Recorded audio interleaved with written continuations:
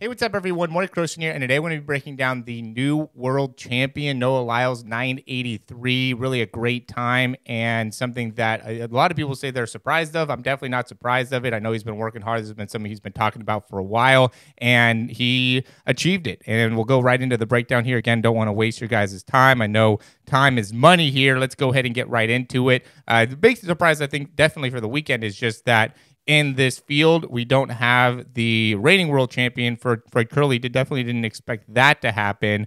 But with, Christian Coleman the whole time had been doing great. Figured he would end up doing good. Again, Oblique Seville ended up running great in the heats, ran great in the semifinals, and just couldn't put it together in the finals. I thought Zarnell Hughes was going to be somebody that could potentially win the whole thing. And going into the final here, it was another big question of could he win the whole thing? Because in the semifinals, he was back a lot and ended up coming back. Really showed he could be somebody that could really make a lot of noise here. So we'll go ahead and hop into it. Like I said, we also have Sonny Brown and Ferdinand here on the outside. We had Ferdinand on a podcast a while back. I still think Ferdinand has a lot of potential improvement that could be made. 10:07 is definitely, I don't think, his best show. I mean, he's ran obviously a lot better, and I'd really like to be able to see him get something a lot closer to the low 9.8, 9.7 range. And I know he's disappointed in this, but I know he'll also come back even stronger. With that being said, we'll go ahead and look out. And the big thing that everyone knew going into this was Noah Lyles and his start. If he could get his start down, that he would be in a really good spot. And we could see him in this third step was already really staying up with everybody. We could see Ford here on the outside. He's not staying up with everybody else. Tabogo's a little bit late with that third step, but he's got a little bit more of the height advantage. Zarnell Hughes is doing really good from a start perspective. I would even say Christian Coleman's doing really good right here, but he ends up not accelerating well. He doesn't hit this fourth step very well for whatever reason. It looks like he ends up getting a lot more kind of straight down with that fourth step.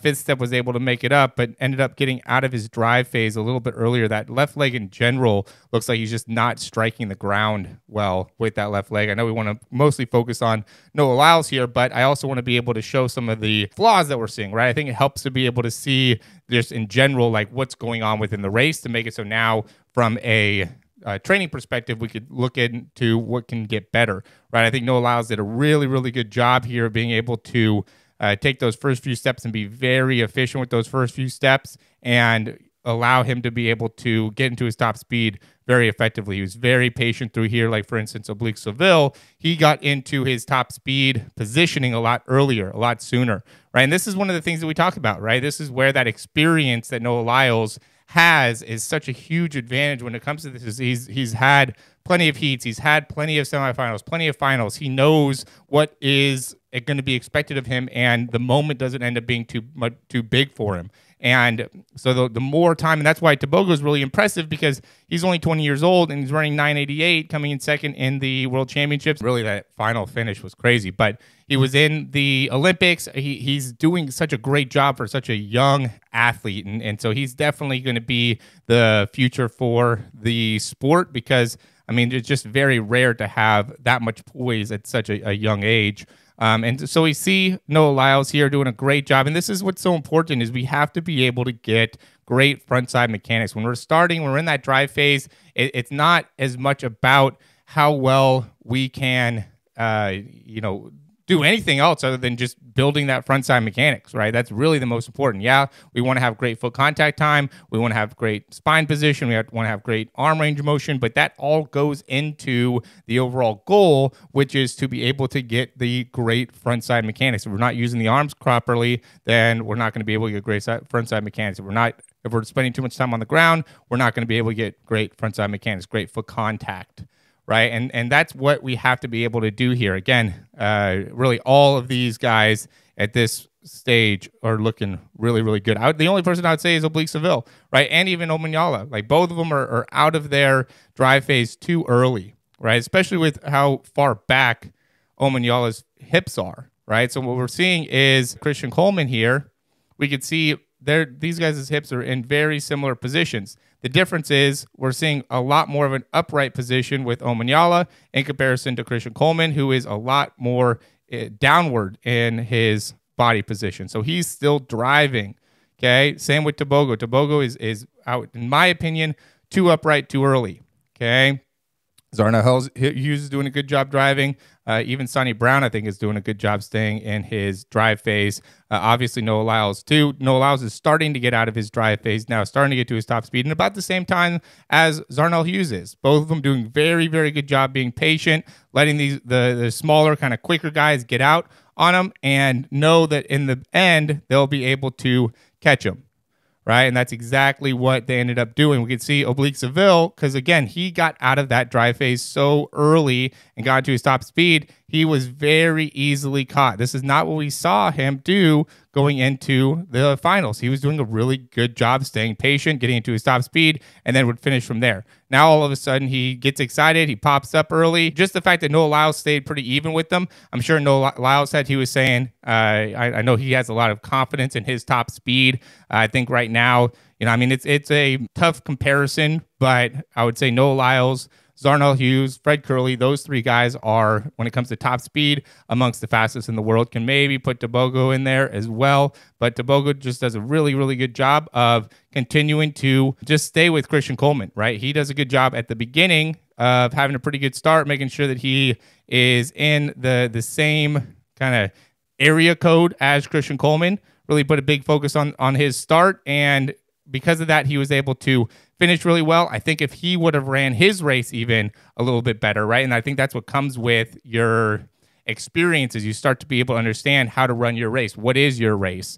I think Noah Lyles did a great job of running his race, right? Going in and doing exactly what he knew he needed to do in order to get this finish, in order to win. It seems like to me Zarnell Hughes does a good job of that as well. I would say that he definitely needs to work on his start, right? If he was able to get a great start and able to accelerate well, was able to run a faster 20-meter, he could be a potential world record beater. Same thing with Christian Coleman. He was able to really get that start down and make it so he was able to be very effective out of the start. Then I think he could be somebody that could potentially get at least close to the world record, because what he does is he just accelerates so fast that he just doesn't have that same ability to finish. He doesn't finish nearly as effective as some of these other sprinters, right? I mean, the top five, everybody was really good there, but Christian Coleman was out in front. Like, he was winning, right? He's in first place right here, and I think made a couple missteps as he was accelerating. Right, very aggressive with his arms, right? Really overly aggressive with his arms, where now when he gets to his top speed, he's not able to sustain that. He's not able to maintain that. So that ends up really costing him, right? Noah Lyles, you can just see how clean he is all the way through. Let's take a look at the side. And I just love watching Noah Lyles from the side, because he just does such a good job of coming all the way upright and being able to get that full extension in his legs, and that really allows him to run that top speed. And you could see Zarnell Hughes was really catching him, right? And Noah Lyles just got into that second gear where, Zarnell Hughes, if he was able to hold it a little bit more, Zarnell Hughes was able to hold that acceleration a little bit more, I think he could have peaked a little bit later, and that would have ended up giving him the race, where Noah Lyles did a great job. He peaked at the right time, right at that last 10 meters to be able to make it so he was able to finish. I think that Noah Lyles probably ran a great maybe 60 to 80 meters, kind of slowed down a little bit, and then finished really, really well, right? And that's something that you have to be able to do. I love Oblique Seville's top speed as well. Like, when he gets in that top speed position, he does a really good job. He just tried to separate too early. He needs to build longer, build your speed longer. Don't be so impatient, right? He all of a sudden, because it's now a big race, now he got impatient and tried to separate way too early. If he were to continue to build his speed and then try to separate later, he could have had a lot better finish here. But he was way too early in that separation, and because of that, it cost him a medal and potentially even cost him the world championship. So there's a lot of things that we can learn from this, guys. There's a lot of things that I would love to be able to look into. I wish that they would show us the front view. Gosh darn it. A lot of times they show us the front view. I don't know why all of a sudden they didn't want to show us the front view. It's kind of frustrating. Maybe we can see another view from the start. Really, really good job. I mean, Noah Lyles is just the definition of a professional, right? Whether or not he gets a world record or not, what he's doing right now, I mean, winning the world championship at the 100 meter, now getting ready to be able to compete for it for the 200 meter. I mean, just nobody's been able to do anything like that. And it's very, very impressive. Huge kudos to him.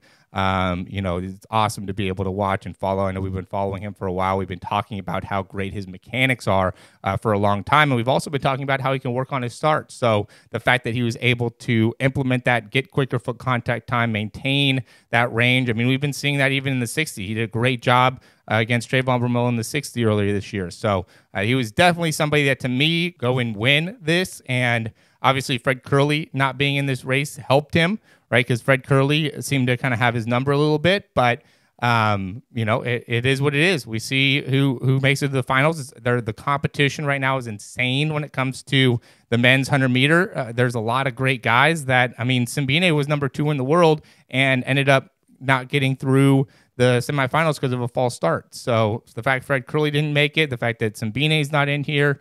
I mean, there's a wide range. I mean, Bromell didn't even go. I don't know exactly what happened with him. I haven't done the research there, but it's just so stacked in the 100 meters right now for the men's and the women's. We'll go and do a breakdown of the women's as well. But as always, guys, if you like the information, click that thumbs up, subscribe to the channel. A lot of great information here, a lot of things that I think can help you in your development as a sprinter. Obviously, some of these things are not going to be as advanced as what you need to be working on when it comes to sprinting. But if you could take some of this stuff and really understand what are some of the key differentials between the top sprinters in the world and what you're doing, I think it'll really make a big difference when it comes to your overall mechanics and your overall development. So as always, again, like the video, subscribe to the channel, check out some of the things we have on our website to help you in your sprinting mechanics. I think there's so much important. Even Noah Lyles talked about this with his mechanics and his start and the work that he's put in with his coach. There's a lot of great things that you could get,